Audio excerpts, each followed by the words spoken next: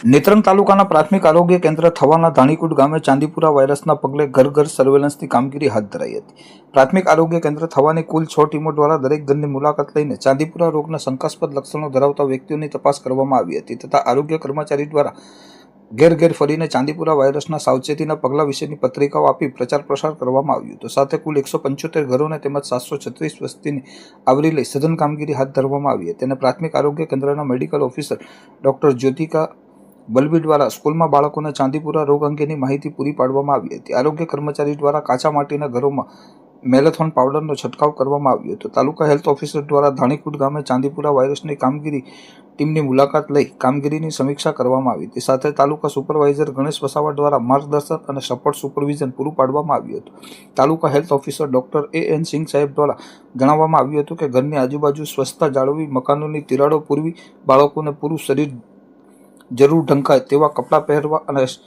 Send ફ્લાયના કરડવાથી બચવું. જો ચાંદીપુરા વાયરસના કોઈપણ લક્ષણોનો અનુભવ થાય તો તાત્કાલિક પ્રાથમિક આરોગ્ય કેન્દ્રનો સંપર્ક કરવા જણાવવામાં આવ્યું હતું.